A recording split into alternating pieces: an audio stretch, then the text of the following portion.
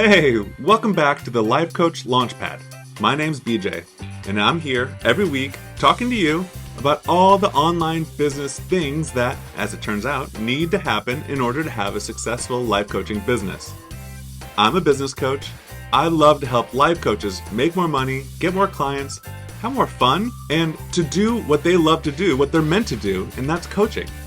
So, let's dive right in. I was networking this week and somebody asked me a question. How did I decide to help life coaches? How did that happen? I gave this guy an answer, and it was definitely the short version, but it made me realize there's a lot more to it than just that answer that I gave.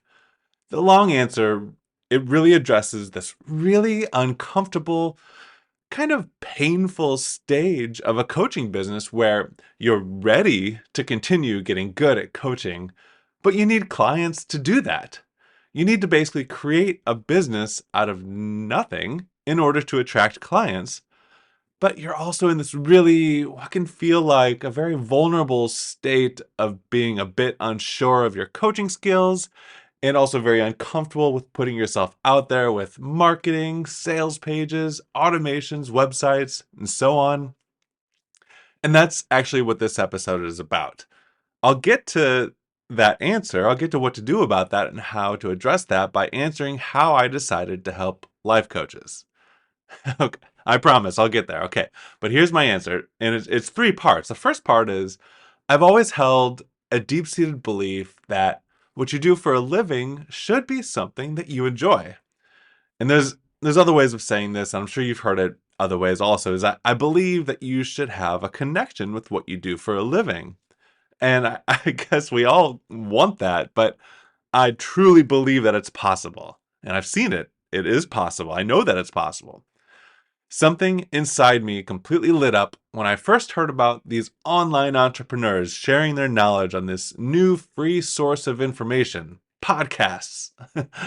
I was first drawn to the fact that their work is done remotely, not in a manufacturing plant, which is where I was for 11 years as a manufacturing engineer. I had to show up butt in seat in that manufacturing plant where the bottles were filled with soap.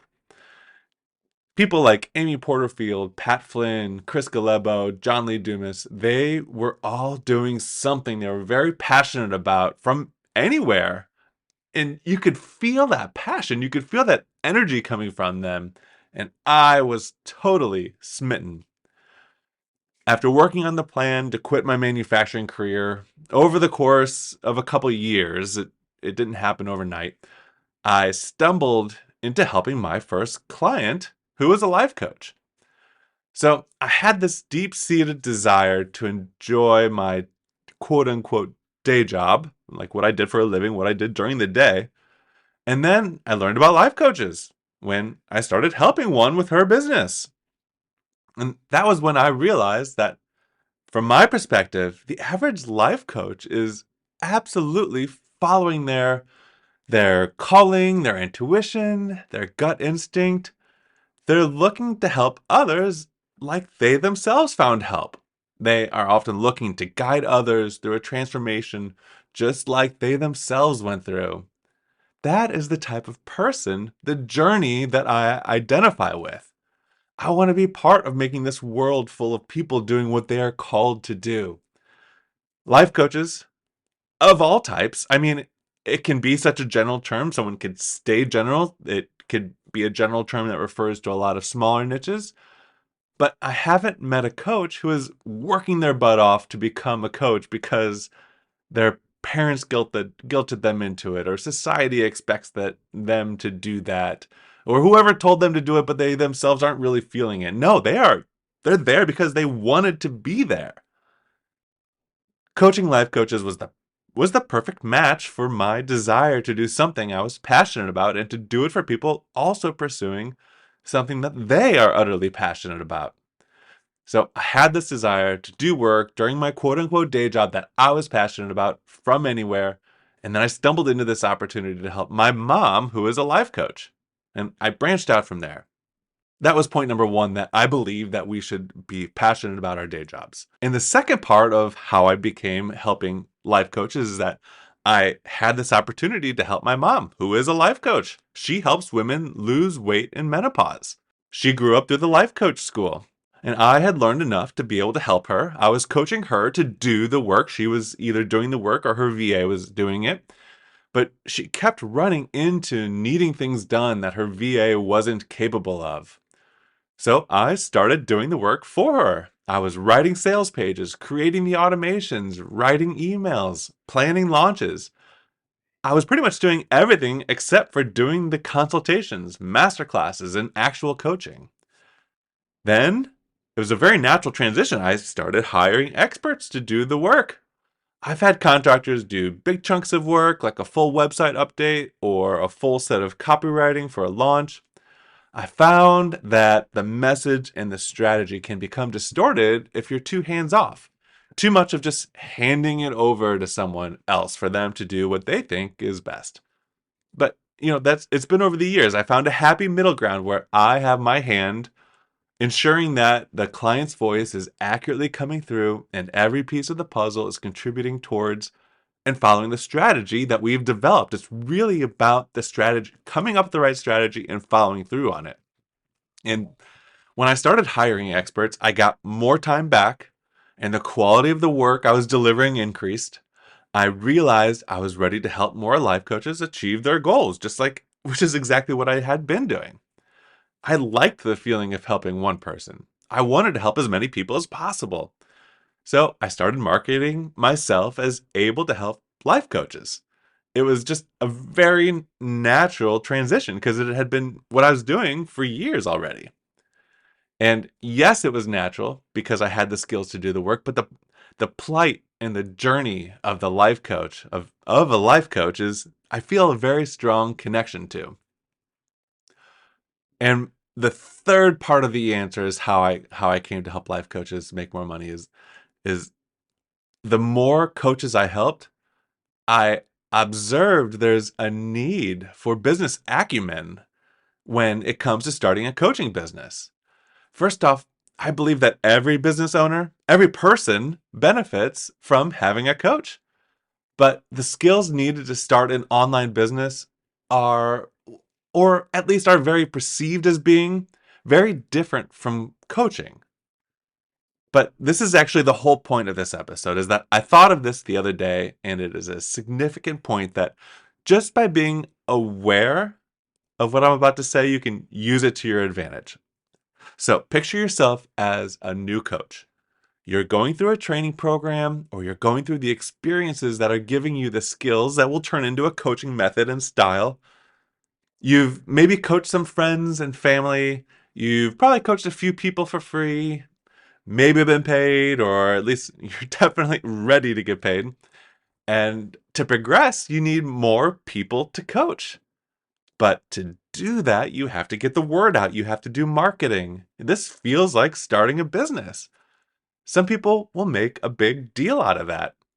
Not only are you putting yourself out there with your developing coaching skills, your budding coaching skills, you're trying to let as many people as possible know that you're going through this, what feels like a very vulnerable stage. And on top of that, if learning to coach wasn't enough, you're trying to do this marketing thing that feels new, unproven. You probably feel shaky at it, unsure. So you're doing coaching that you have a whole world of thoughts about, and you're adding this totally foreign set of work to it with needing to do marketing, sales, consultation, sales pages, websites. You are testing your business resolve at the most toughest point of your coaching career. If this sounds like you now, or you've been there, and it feels hard, you are right on track. Just know that. You're learning multiple skill sets at the same time.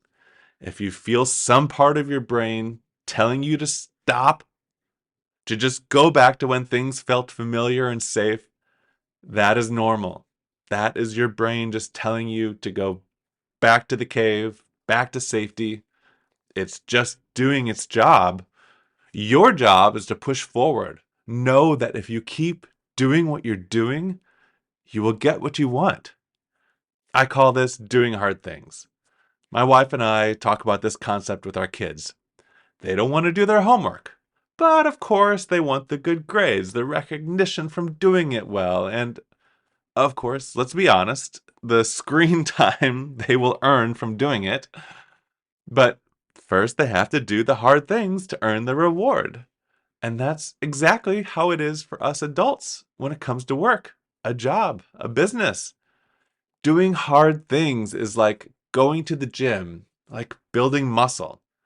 The more you do it, the stronger you get and the better at it you become.